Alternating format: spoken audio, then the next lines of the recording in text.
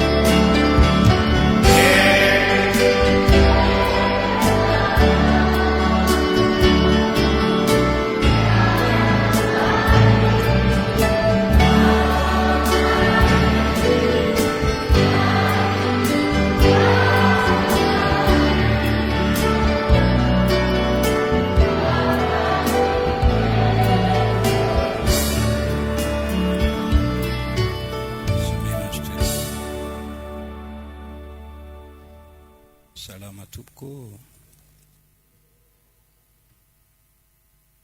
Mamangenao amin'ny anaran'i Jesosy Tompo hatrany.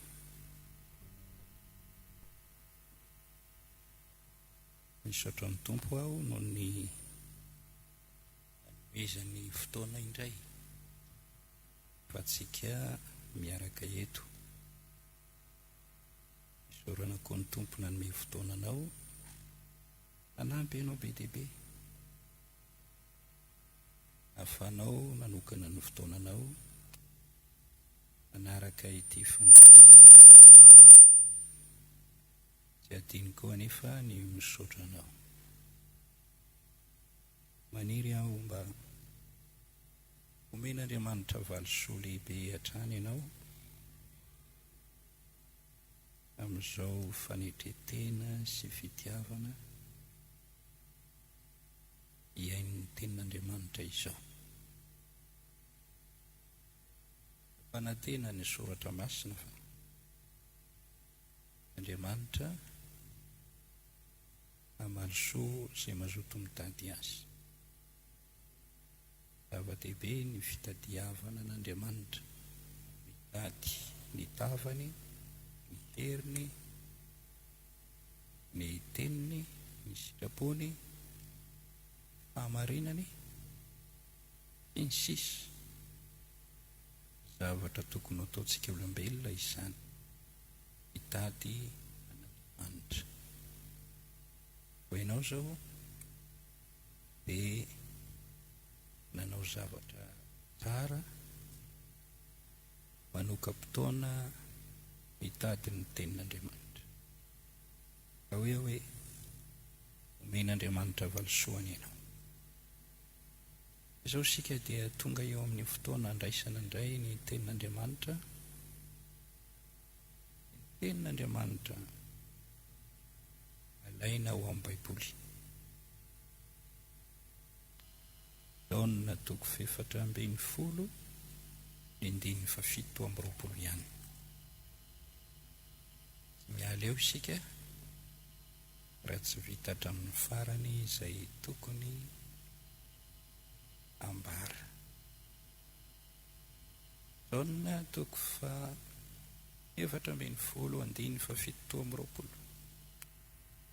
Fiadanana no avelako ho anareo, ny fiadanako no omeko anareo, tsy tahaka ny fanomeny zao tontolo izao no fanomeko anareo, fa za midebideby na matahotra ny fona.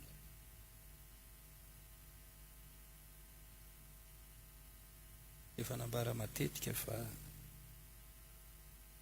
tenina lokon'ny vavan'i Jesosy Tompo io, teny mampahery tokoa,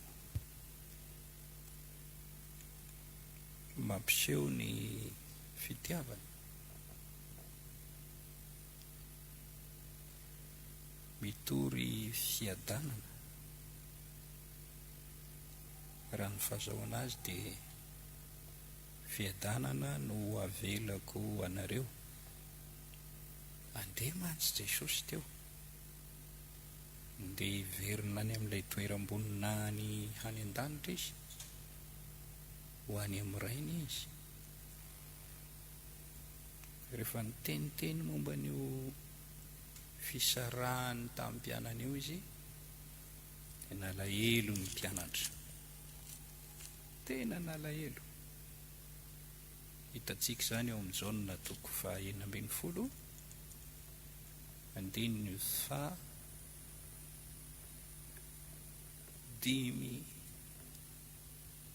5.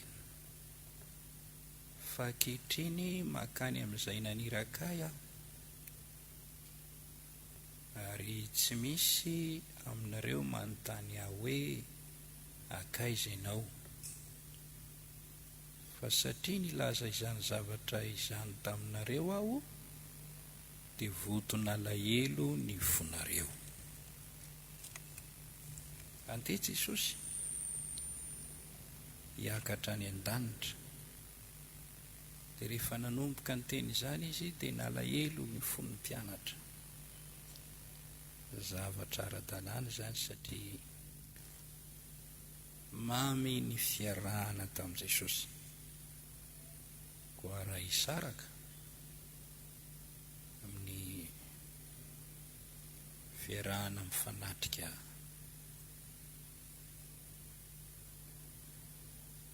dia nalahelo ny mpianatra. Teo indrindra no nitenenany hoe aza midebideby, aza matahotra, fa ny fiadanana no avelako anareo, ny fiadanako no omeko anareo. Izany dia tsy tahaka ny fanomeny zao tontolo izao. Rehefa nandeha ny Tompo dia manana tanjona tsara, ametraka ny fiadanany ho lova, ary nanome ny fiadanany ho an'ny mpino. Izay rehetra tena manolo-tena sy manokana ny fiainany iray manontolo ho an'i Jesosy, dia mahatsapa izany, manana an'izany eo amin'ny fiainany. Dia noresana tamintsika ity momba ny fiadanan'i Jesosy ity, fiadanan'ilay andrian'ny fiadanana io, fiadanan'ilay tompon'ny fiadanana. Ilay andrian'ny fiadanana sy tompon'ny fiadanana dia tompon'ny fitiavana ihany koa.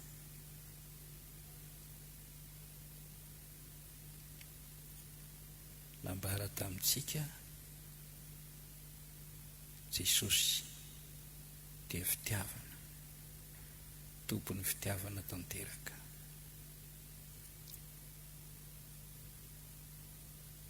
Ny antso ahy tamin'ny fitiavan'Andriamanitra, ny fidy ahy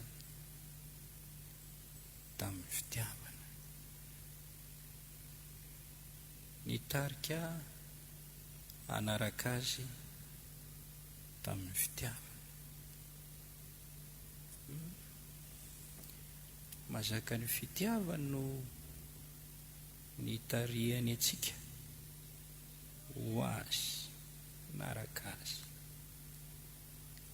Tsy nitereny Jesosy akory aho mba hatonga naraka azy. Tsy notambazany vola akory aho mba hatonga naraka azy sy hanompo azy. Raha nanokana ny fiainako ho an'ny Tompo, fa ho ny fahatsapako fa tia Jesosy tamin'ny fitiavana mahatalanjo. Ary dia miombona amin'ny Paoly aho hoe izay velomako ankehitriny amin'ny nofo dia velomako amin'ny finoana ny zanak'Andriamanitra izay tia ka nanolotra ny tenany ho aho.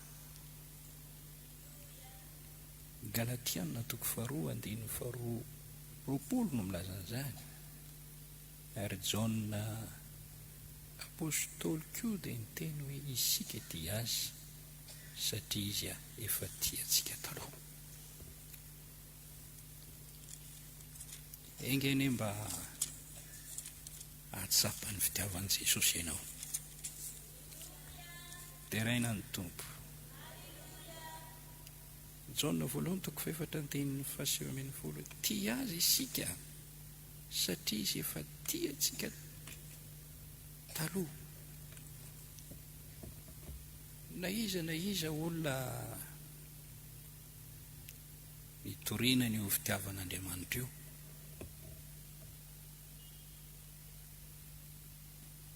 ka mino dia misy fanapa-kevitra raisiny.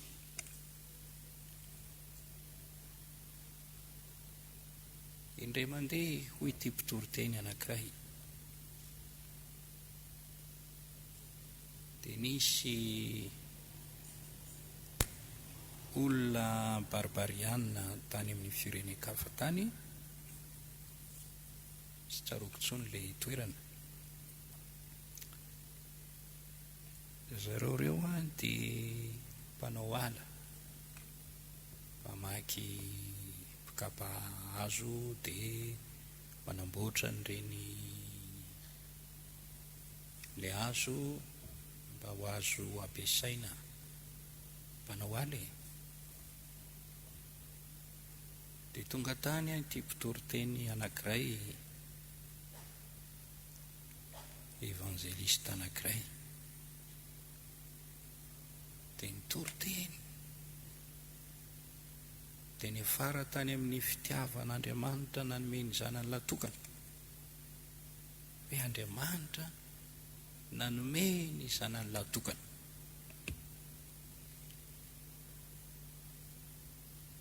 Dia talanjona reto olona reto hoe tsara Andriamanitra, tena tia an'izao tontolo izao tokoa Andriamanitra, nanome ny zanany latokana. Dia avy eo indray dia nitoriny reto mpitoroteny reto ny fitiavan'i Jesosy.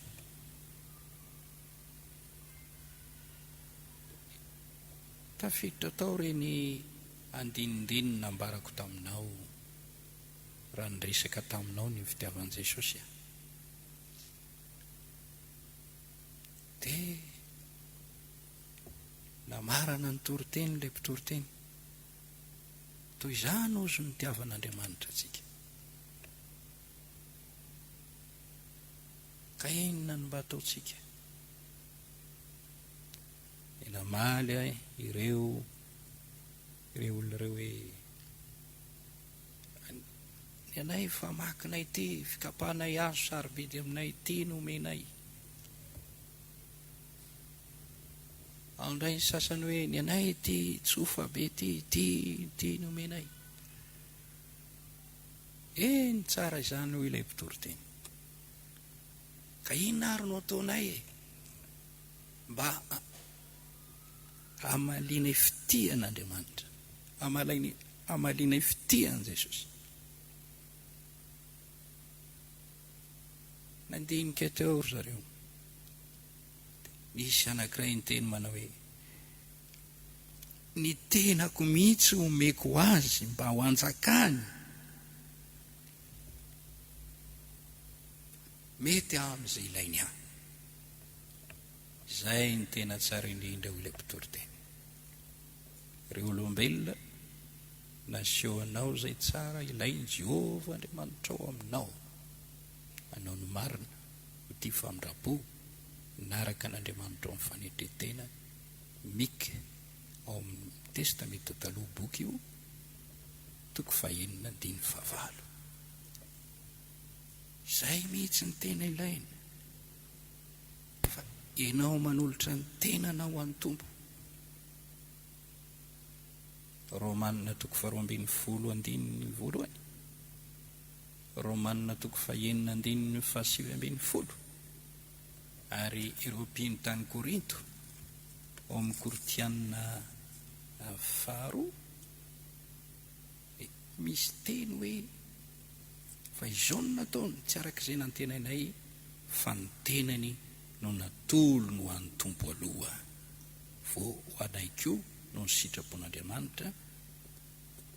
Ao amin'ny Koritianina 2:7. Izany tenenako aminao hoe rehefa mifanena amin'ny fitiavan'Andriamanitra ny olona fitiavan'i Kristy, dia tonga resy lahatra izy ka manolotra ny fiainany feno ho an'Andriamanitra. Mba tia mintany ianao ahako, fantatrao ve ny fitiavan'i Jesosy? Fantatrao ve ny fitiavan'Andriamanitra? Mino an'izany ve ianao? Mahalala an'izany ve ianao? Inona ny nataony raha naneho fitiavana anao izy? Mba inona kosa no ataonao azy? Inona no ataonao azy? Mila mandinika kely ny azo fijalian Jesosy isika. Teo mantsy ny tena nanampory fony ny fitiavana ny olombelona, na ny kely nitondra ny azo fijaliana, ny antony teo ambony azo fijaliana mba ho faty teo, antatsatra teo. Fantatrao tsara ny tanjon'i Jesosy raha nanolo tena ho faty teo amin'ny azo fijaliana izy. Ka raha mandinika ianao, maty no ny fitiavana antsika, ny soloeloka antsika, maty ny sakana antsika tsy ho any amin'ny elo, maty na nomeny rany fanadiovana antsika amin'ny faotana. Inona no ataontsika?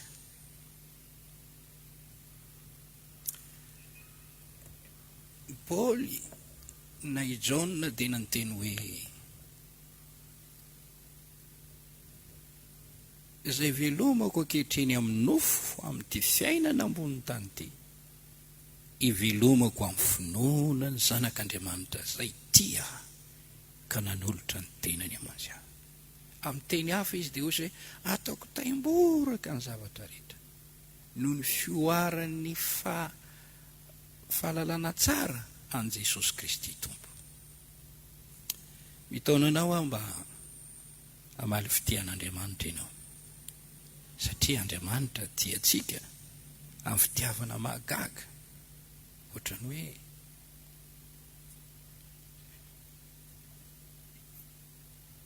lanitra ane no seza fiandrianany, ny lanitra ane no toeram-ponenany, ny lalambe ane dia volameny, ary tsisy fahafatesana na fahoriana na alahelo na fahasasarana any. Ny anjely ane no mitendry ny lokangany, ary ny zavatra rehetra any ane dia miaina avokoa, miaina daholo. Tsy tahaka ny vy misy ety ambon-tany, vy ane tsy miaina, ny hazo tsy miaina, ny hazo maty tsy miaina, ny vato tsy miaina, fa ny zavatra rehetra any an-danitra dia miaina avokoa. Kanefa tsy nijanona tamin'izany fiadanana sy toerana manerinerin'izany Andriamanitra, fa ny sahirana ny tady antsika olombelona. Fitiavana izy. Jesosy ary dia fitiavana. Ary mbola hitanisa hoe aiza moa no teny fikasana na teny ao amin'ny Baiboly manaporofo ny fitiavan'i Jesosy antsika? Mahitsika ao amin'ny John 9:9, 7:30, Jaona toko fahenina andiny fatelo amin'ny telopolo. Fa ny mofinaina dia ilay midina avy any an-danitra ka manome fiainana ho an'izao tontolo izao. Andiny fatimy amin'ny telopolo. Hoy Jesosy taminy, izao ny mofinaina izay manantona tsy mba ho noana na oviana na oviana, ary izay mino ahy tsy mba angetaeta intsony. Andiny favalo amby efapolo. Izao ny mofinaina, ny razanareo ny hinana ny manantany an'hevitra nefa maty any. Ity ny mofo izay midina avy any an-danitra, mba tsy ho faty izay mihinana azy. Izao ny mofo velona izay nidina avy any an-danitra. Raha misy mihinana ity mofo ity dia ho velona mandrakizay izy, ary ny mofo izay omeko dia ny nofoko izay omeko ho fiainan'izao tontolo izao. Ny andininy fahadimy amin'ny dimapolo mitsambikina, fa ny nofoko no tena fihinana ary ny rako no tena fisotro.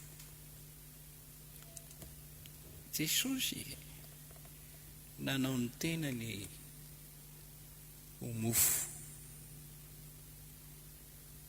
mofon'Andriamanitra, mofo velona, mofinaina. Nanao ny tena ny ho hanina fihinana izy.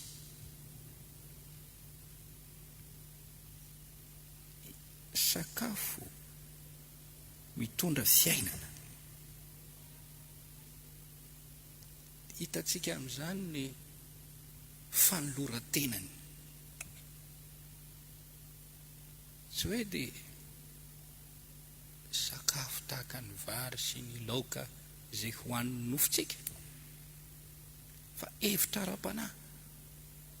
Izy no sakafo ho an'ny fanahintsika,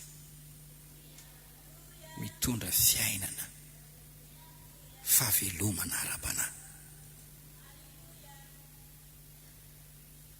Sakafo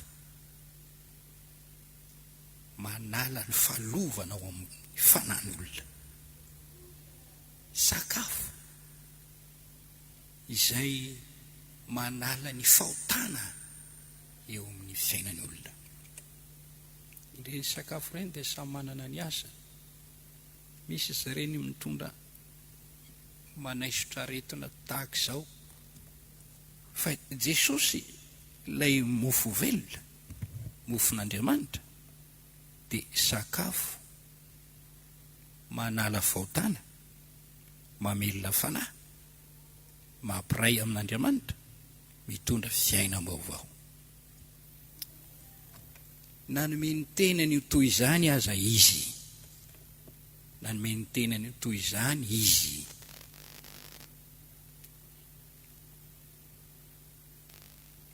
Tsy voavidintsika vola izany.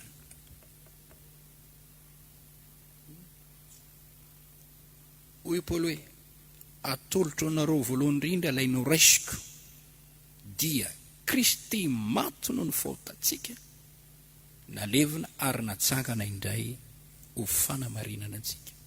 Romanina 4:5-20. Koritianina voalohany 2:12 ka hatramin'ny 4.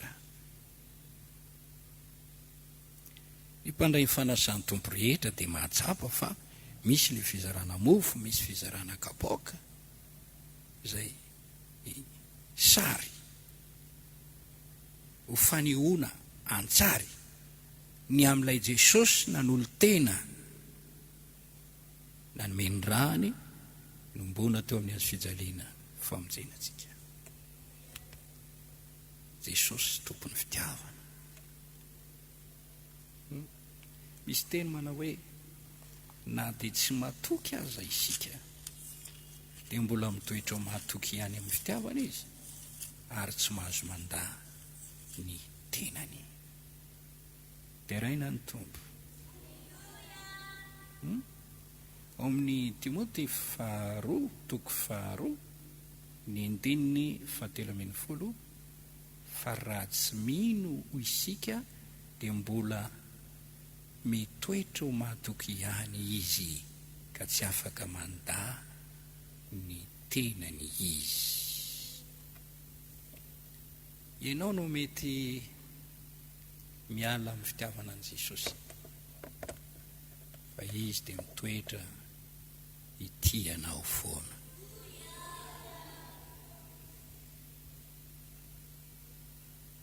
Hatramin'izay ka hatreto dia mitoetra ho tianao foana izy. Ary zany no itenena hoe raha mbola velona ianao dia misy fanantenana ny amin'ny hamonjenanao. Ary io feim-potoana tramina velomanao io mandra-pahafatinao dia fotoana hitoriana ny fitiavan'Andriamanitra anao io, fitiavan' Jesosy ianao io.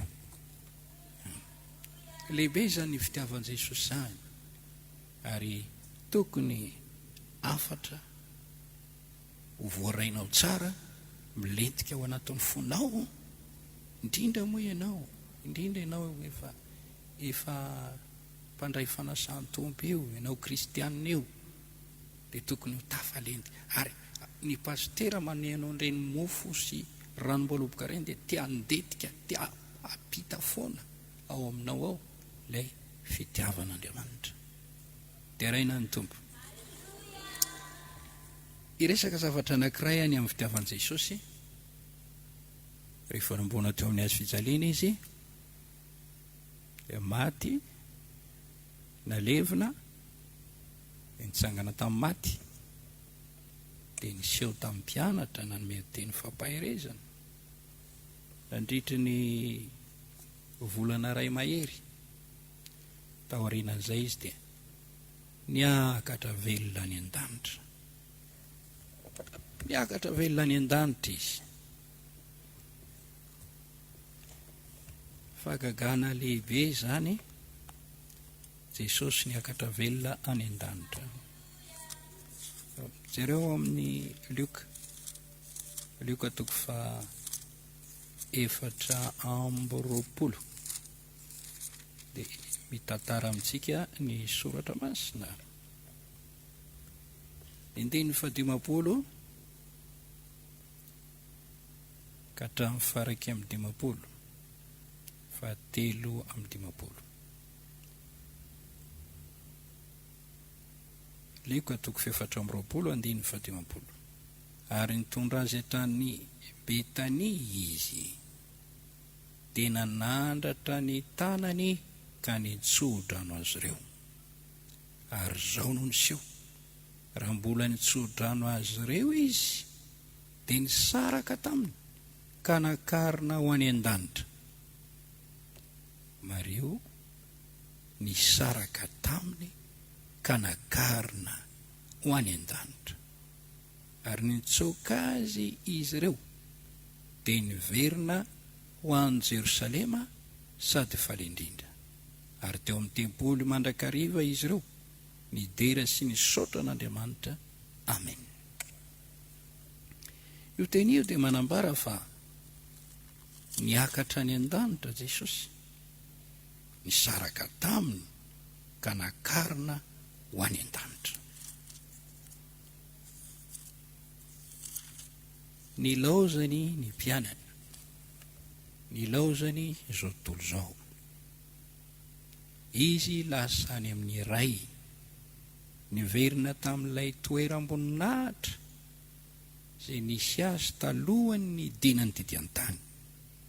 Ny mpianatra no teto amin'izao tontolo izao. Asan'ny apôstôly toko 1, ny 9:7,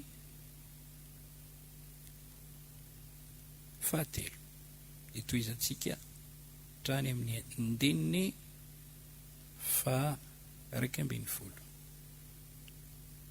Ary nisehony koa tamin'ny porofo betsaka tsy azony lavina tokoa taorian'ny jaliany fa velona izy, ka niseho tamin'ny 70 andro izy ary nilaza ny zavatra momba ny fanjakan'Andriamanitra.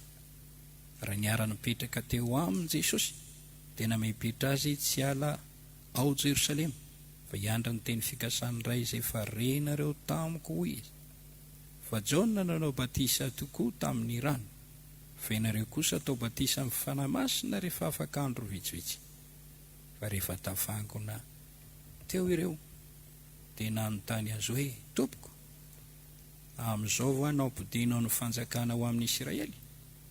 Ary hoy kosa izy taminy, tsy anareo ny alala ny vaninandro na ny fotoana izay ny tondron'ny ray ho adidiny tenany ihany.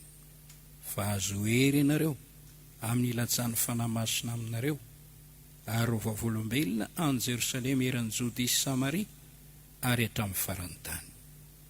Ary rehefa nilaza izany Jesosy dia nakarina izy, ary mbola nijery izy ireo dia nisy rahona nitondra azy, ka tsy hita ny masony intsony izy. Ary raha mbola nandinika ny lanitra izy ireo tamin'ny nandehanan'i Jesosy, dia ndreo nisy roalahy teo anilany ny akanjo fotsy, izay nanao hoe, ry lehilahy Galaliana, nahoana no mijanona eto mijery ny lanitra ianareo? Iny Jesosy iny izay nampiakarina niala taminareo ho any an-danitra, dia mbola ho avy tahaka ny nahitanareo azy niakatra ho any an-danitra. Andiny faharoa ambin'ny folo. Dia niverina tany Jerosalema izy ireo ary efa teo amin'ny tendrombohitra atao hoe Oliva. Toy iso fa anjaranao izay ny an-trano. Fa za maneho fotsiny hoe Jesosy tao aorianany fitsanganany tamin'ny maty, rehefa afaka nio 70 andro eo, izay nitorinteny indray tamin'ny mpianatra sy nametra ny hafatra momba ny fanamasina, dia niakatra velona any an-danitra.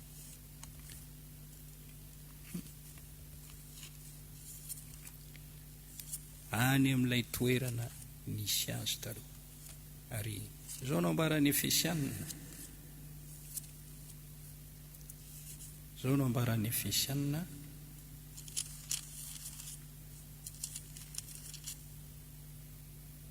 toko 4, andiny 9. Koa izany ny olazany hoe raha niakatra ho any amin'ny avo izy, dia nitondra olona maro ho babo, ka nanome fanomezana ho an'ny olona. Niakatra ho any amin'ny avo, ka misy toerana avo taka ny lanitra, avo ny lanitra hoy ny fitenenana, ka tsy tratro, avo ny lanitra. Andiny 7. Ary ny amin'ny hoe niakatra, inona moa zany afa-tsy ilay nidina ho any amin'ny faritra amin'ny ambanin'ny tany koa. Izay nidina dia izy koa ilay niakatra any ambonin'ny lanitra rehetra, hamenony ny zavatra rehetra. Niakatra any an-danitra Jesosy. Aiza ny toerana nipetrahany? Eo an-tanakavanan'Andriamanitra. Eo an-tanakavanan'Andriamanitra nipetrahany ry havana. Nasandratra izy, namakivaky ny lanitra, satria ao an-danitra ao misy efitra maromaro, misy ambaratonga maromaro, fa Jesosy niakatra velona any an-danitra. Salamo 119:1. Izao no lazain'i Jehovah Tompo mipetraha eo an-tanakavanana, mba ara-panaoko ny fahavalonao mba ny fitoeran-tongotra. Dia teo aloha ny nety rahalahy azafady.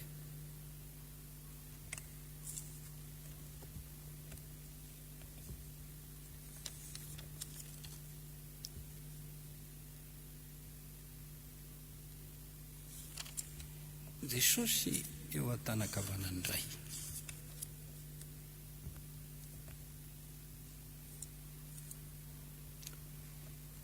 Ny Baiboly miteny An'ny Apôstôly toko 5:1-3.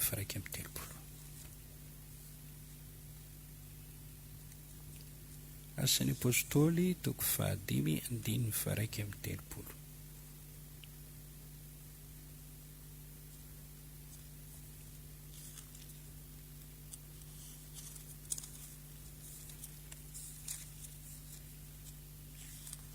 Nasandratra ho tompo sy mpamonjy. Deraina ny tompo. Asan'ny apôstôly toko 5:1-3. Nasandratry ny tanakavanan'Andriamanitra izy ho tompo sy mpamonjy. Mipetraka eo amin'ny toerana mahatompo azy izy, tompon'ny fanalahidy, tompon'ny fahefana, tompon'ny famonjena, tompon'ny zavatra rehetrarehetra. Mipetraka eo izy, mitoetra ho mpamonjy, izay resanin'ny Baiboly hoe tompon'ny famonjena antsika, mpamonjy. Mahafinaritra ny mandinika hoe manao inona eo an-tanakavanan'Andriamanitra ray moa Jesosy? Ny laozany tanteraka ve ny mpino? Tsy manana teny fikasana nomenan'izy ireo ve izy? Ny laozany ve? Tsia, izy no tompo, izy no mpamonjy. Mipetraka eo izy, manao ny asan'ny mpisolo vava.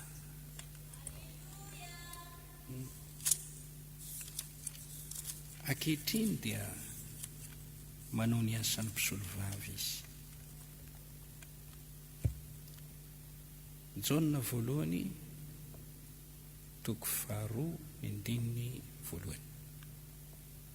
Rakiziko madinika zao zany zavatra zany nosoratako aminareo mba tsy anotanareo, fa raha misy manota dia manana solovava ao amin'ny ray isika, dia Jesosy Kristy ilay marina. Izy no fanatitra fampinoana patezerana noho ny faotantsika,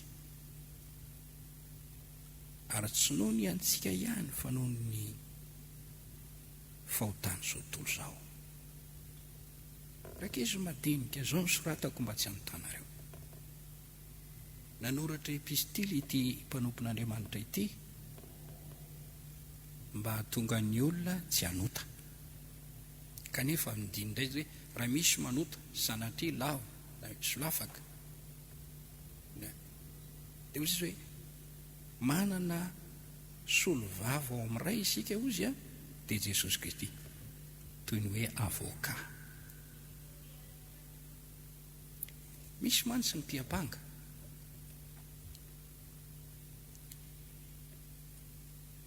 ny eritreritrao mety miapanganao, ny fonao mety miapanganao, ny tantaran'ny lasa nataonao rehetrarehetra mety mitamberina indray miapanganao, ary amin'izay ianao dia mety manamely tena. Ny fahotanin'olona mety miapanga azy, ka na dia ny fahotana efa nibebahany aza dia mbola mitamberimberina ihany ny fahatserovana an'izany, dia tsy mino izy hoe efa navelan'Andriamanitra ny fahotany. Jesosy mipetraka eo tanakavanan'Andriamanitra,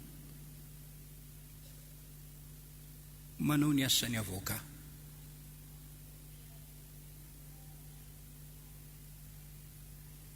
Ny devoly koa mpiapanga. Apokalipsy 2:10-11 izay miteny hoe nazera ilay mpiapanga ny raharahantsika andro manalina. Sahirana ianao rehefa mitsanga miapanga anao ny devoly.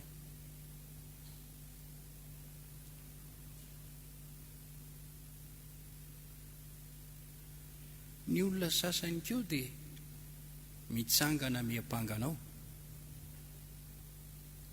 rehefa nahitany tsy mety nataonao izy dia mihazo nanao mihitsy izy. Hitako ianao, azoko anao.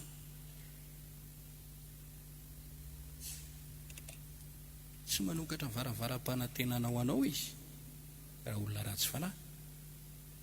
Taka nataon'ireo olona ao amin'ny Jaona 9:1-7 ity misy vehivavy azonay an-tanana nijangadjanga karaka ny voasoratra ao amin'ny lalàn'ny Mosesy dia tokony toram-pata. Ahoana ny hevitrao Jesosy?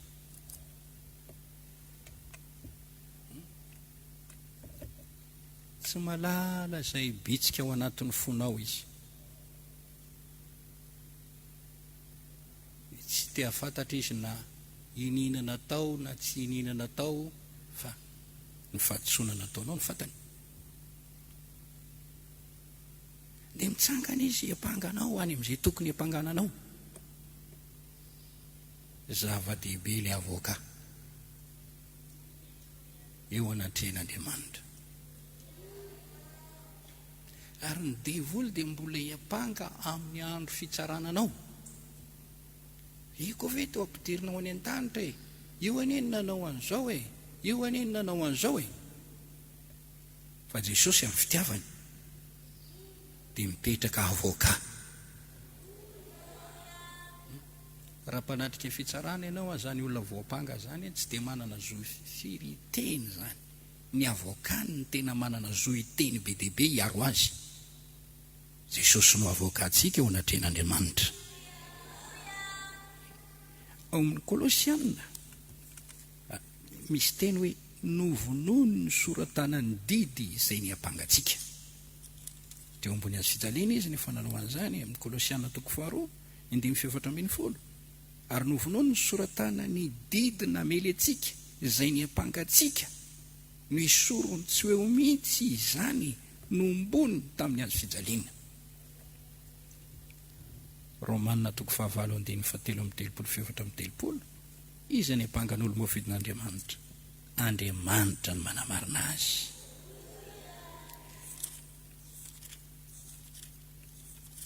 Ao amin'ny Romanina 7:5-20.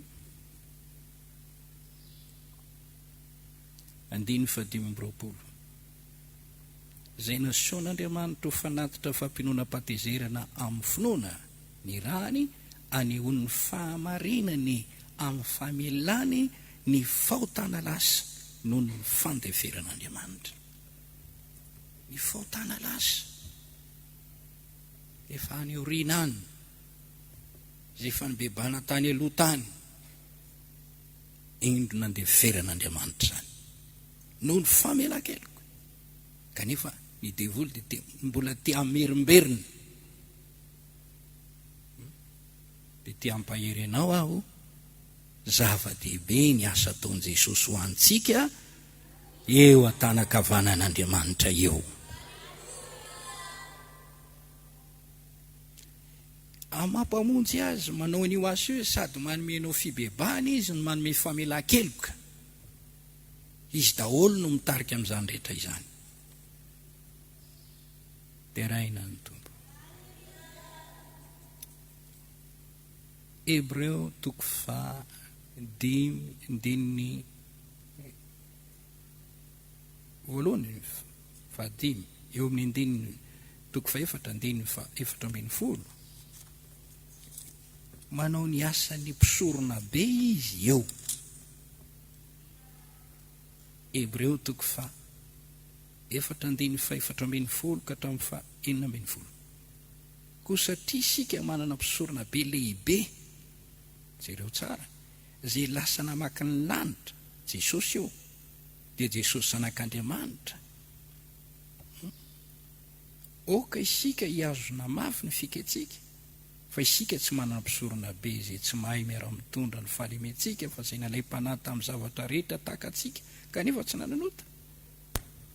Oka isika anantona ny seza fiandrianan'ny fahasoavana ny fahasahiana mba azoantsika famindra-po ahitantsika fahasoavana ho famonjena amin'izay andro mahory. Jesosy niakatra any an-danitra maka ny toeran'ny mpisorona be.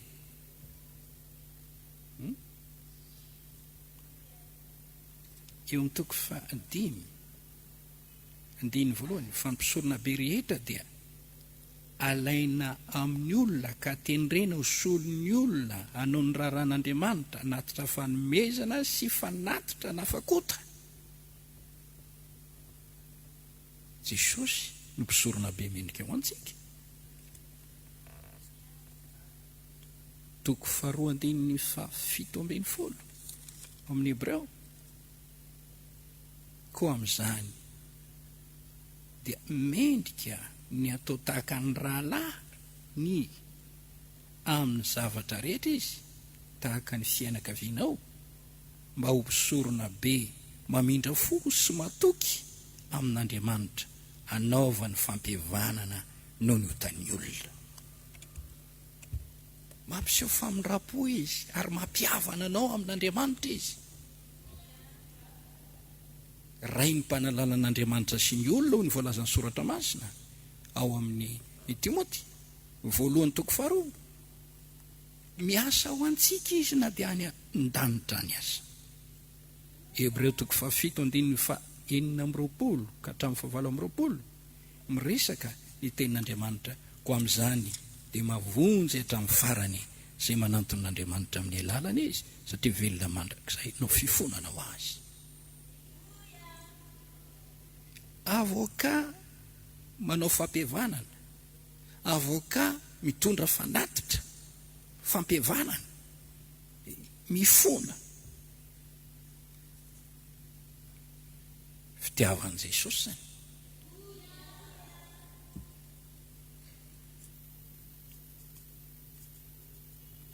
Dia ho azonao asara ny eritreritra ny tonom-bavaka ataon'i Jesosy raha mamaky ny Jaona 7:10 ianao, ny vavaka nataon'ny Tompo ho an'ny mpianany. Manao zavatra mihoatra lavitra aloha izany izy. Mipetraka eo izy, mitaona ny olona nantona azy. Jaona 2:2, raha sandratra hialan'ny tany aho dia taona ny olona rehetra nantona. Mipetraka eo izy mba ho tonga loharan'ny famonjena mandrakizay. Hebreo 5:7. Mipetraka eo an-tanakavanan'Andriamanitra izy, mangataka amin'ny ray mba hanome ny fanahy masina antsika. Mipetraka eo izy, manome antsika fanomezana maro tsy takatra ny saina. Jereo le Efesianina 4:4, ny 9:9. Koa izany no ilazany hoe raha niakatra ho any amin'ny avo izy dia nitondra olona maro babo taona olona, ka manome fanomezana ho an'ny olona. Zao ny teny nataony eo amin'ny Jaona 7. Zao ny teny nataony amin'ny Jaona 7. Ny 7:30. Ary tamin'ny andro farany, izay andro lehibe tamin'ny andro firavoravoana, dia nitsangana an'i Jesosy ka niantsona hoe raha misy olona mangetaheta oka izy anantonaka isotro, fa izay mino dia isoany rano velona iboiboika avy ao kibony araka ny volazan'ny soratra masina. Ary ny fanahy masina izay efa horaisy ny mino azy no lazainy tamin'izany, satria fa ny fanahy masina tsy mbola nomena, satria tsy mbola niditra tamin'ny voninahiny Jesosy. Manome ny fanahy masina Jesosy ankehitriny, fotoana ny fanahy masina izao. Iraina ny Tompo. Jaona 4:4, 5:10 dia toizantsika. Raha tia ianareo dia tandremo ny didiko, izaho angataka amin'ny ray, ary izy hanome ianareo pampionina hafa mba ho aminareo mandrakizay, dia ny fanany fahamarinana izay tsy azon'izao tontolo izao raisina, satria tsy hitany na fantany, fa ianareo no mahafantatra azy, satria mitoetra ao aminareo izy, ary ho ao anatinareo, tsy hamelanareo ho kamboty akaty aminareo aho. Vetivety foana dia tsy hahita intsony zao tontolo zao, fa ianareo no ahita, satria velona aho dia ho velona koa ianareo. Izy eo an-tanakavanany ray eo dia manao fangatahana ny fanamasina hoe mba omeo ny fanamasina iry, mba omeo ny fanamasina, mba omeo ny fanamasina iry. Vokatr'izay dia ny ray mihitsy no aniraka ny fanahy masina amin'ny anarany. 9:20 fa ny mpampionina dia ny fanahy masina izay iranoray amin'ny anarako manome ny fanahy masina. Jaona 4:10. Andiny 15 dia toy isika. Paketriny makany amin'izay naniraka aho, ary tsy misy aminareo anontany aho hoe akaiza ianao. Fa satria nilaza izany zavatra izany taminareo aho, dia voton'alahelo ny fonareo. Fa nilaza ny marina aminareo aho, mahatsara anareo ny fialako. Fa raha tsy ala aho, dia tsy ho avy etỳ aminareo ny mpampionina. Fa raha andeha aho, dia irako atỳ aminareo izy. Afaka manohy ianao amin'laza zavatra be. Ny fanahy masina ary dia fanomezana no many Jesosy mihiny antsika amin'izao fotoana izao. Mipetraka eo an-tanakavanany ray izy, maka ny toeran'ny tompontsika. Isika raha teo novidiny tamin'ny rany, maka ny toeran'ny mpamonjy, maka ny toeran'ny avoka, maka ny toeran'ny mpisorona be, ary manome antsika ny fanahy masina. Izany nahatonga ny apôstôly tao aorianan'ny Pentekote hoe izao zavatra niseho zao, izao famangin'Andriamanitra zao, dia tonga araka ny nampilazain'i Jesosy hoe andray ny fanahy masina rehefa afaka ny vitsivitsy. Fitiavana izany. Izay nandray ny fanahy masina, tomboka seho amin'ny andro fanavotana, marika mazanak'Andriamanitra anao, pasiporo andovanao ny lanitra rahatray, fanomezana maimaimpona zany. Izany fanahy masina zany tsy voavidim-bola e. Andriamanitra no manome an'izany.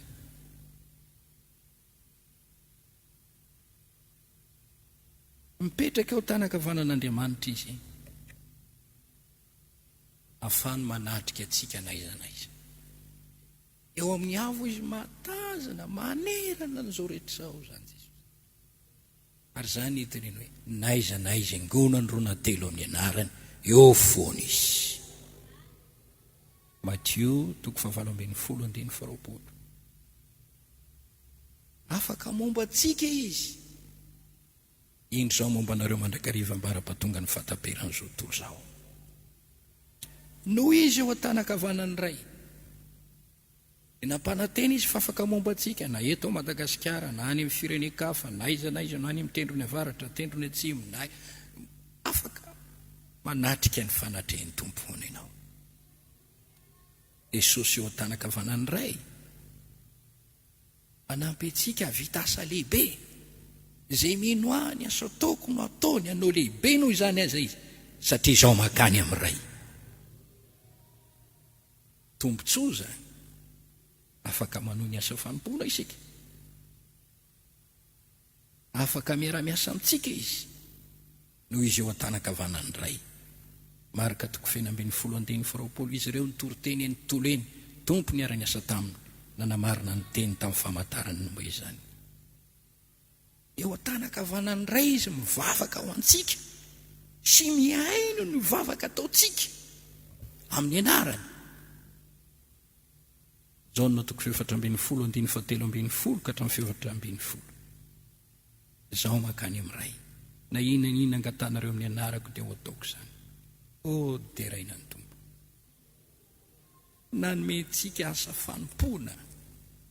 Ao amin'ny Daniela 7 dia miteny hoe nahita ny zanak'olo 7:17 ka hatramin'ny 14. mba hanimponiny samy hafa fiteny azy nomena asa fanomponany antsika moa tsy voalaza hoe natao mpisorona isika, natao mpanjaka isika, mpisorona sy mpanjaka, zanak'Andriamanitra mpisorona sy mpanjaka, mpisorona inio sy everany ao amin'ny fanambarana toko voalohany andininy fahadimy, fanambarana toko fahadimy andininy fahavalo fahasivy, ary eo am'bokin'ny Petera voalohany toko faharoa andininy fahavalo fahasivy, fanjaka mpisorona, mpanjaka mpitarika izany, ary tokony mpitarika ianao, mpisorona olona mpampianatra sady mpifona mbavaka, mpitarika fivavahana izany, asa fanompona.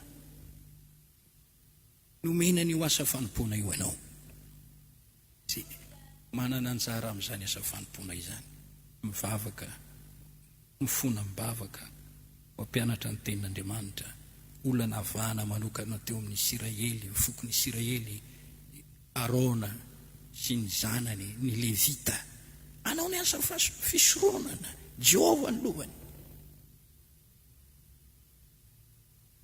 Zany ny fitiavan'i Jesosy.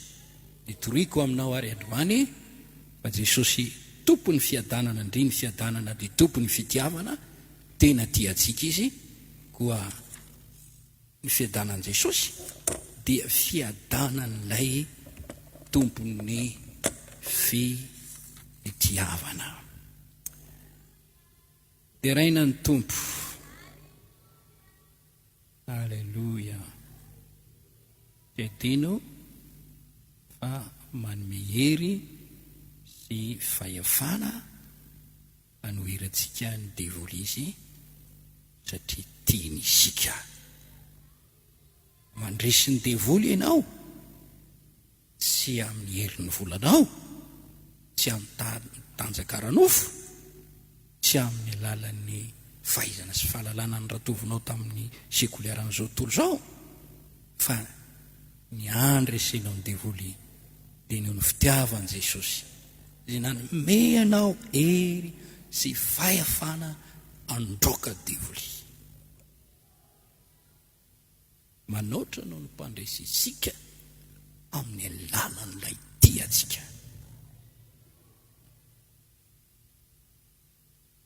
Dia raina ny tompo.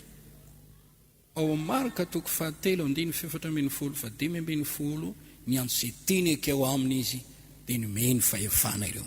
Efa nitendreny anao asa fanompona, fitoria-teny, fanasitranana marary, dia noho ny fitiavany. Dia raina ny tompo. Mateo toko fahafolo andininy voalohany, Marka toko enina andininy fafito ambin'ny folo fatelo ambin'ny folo, Lioka toko fahasivy andininy voalohany, Lioka toko fahafolo andininy fahasivy ambin'ny folo. Mideran'i Jesosy isika ianao ny fitiavana. Tiako ary ho fantatrao fa Jesosy ny tompony fitiavana, ka ilay nanome anao fiadanana sy nametraka fiadanana ho anao dia ny tompony fitiavana, miaina tamin'ny fitiavana. Te hiadana ve ianao, te ho sambatra ve ianao, mitoera ao amin'ny fitiavan'i Jesosy. Aza miala amin'izany. Dia nio ny tenanao na mitoetra amin'ny fitiavan'i Jesosy ianao, miaina amin'ny fitiavana na tsy. Paoly ny teny, raha nampianatra momba amin'ny fanetretena, oko aminareo zao saina izao zao tao amin'ny Kristy Jesosy. Dia ampianatra izy hoe Jesosy nanetry tena, ianao koa tokony hanetry tena. Dia afaka miteny aminao koa hoe oko aminao zao saina izao zay tao amin'ny Kristy Jesosy. Izy andeha tamin'ny fitiavana, niaina tamin'ny fitiavana, mandiana amin'izany koa ianao.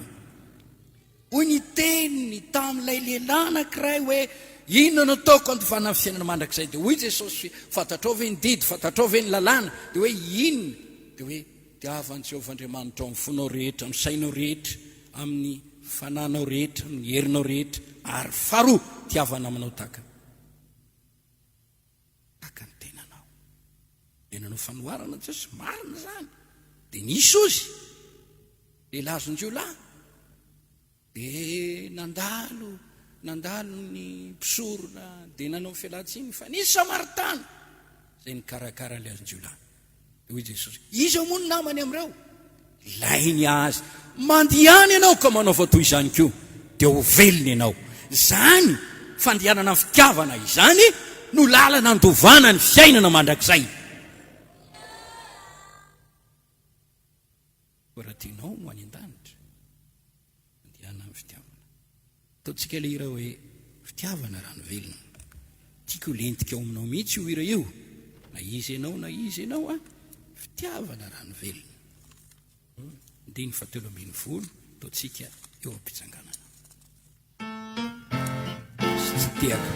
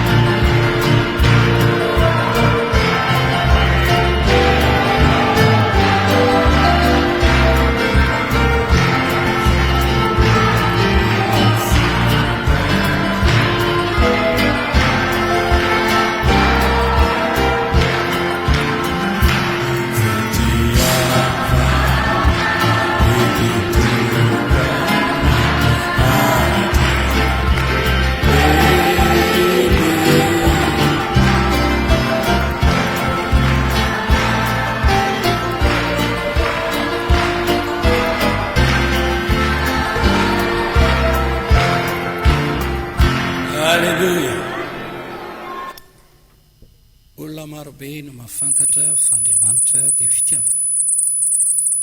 Jesosy dia fitiavana. Fanahy masina dia nomena anarana hoe fanahy fitiavana. Timoty 2:1-7. Efa miasa ny fanahy masina tonga ao am-pon'ny olona dia mandrotsaka ny fitiavan'Andriamanitra ao anatiny ary mamoa fitiavana. Akaiky ny fotoana ny andro atserovana ny latsan'ny fanahy masina, dia andray ny fanahy masina dia mila movonina andray fitiavana. Batisa ny afo dia midika hoe batisa ny fitiavana. Ama-kristianina anao dia tokony hitondra marika fa an Jesosy ianao miaina ny fitiavana. Ivavaka isika. Raha eo misaotra anao izay, nentinao teto amin'ity toerana ity, afaka nandre ny teninao, da eo ny teninao, ampio ny olona andray ny vony fitiavana zay volenao, da eo zany amokatra be zato eny amin'izay rehetra nandre. Raha vao ny asan'ny devily rehetra ka tsisy olona voafatopatotro ny fankalahanana, ny falotopo sy ny sisy. Misamy tsiraray avy Andriamanitra, mitoery eo aminy, aokamobe eo aminy, ny vo ny famarinana izay nambolena teo aminy, da eo ny tsiraray avy. Ny anaran' Jesosy anaovako izany vavaka izany. Amen. Azo toerana tompoko.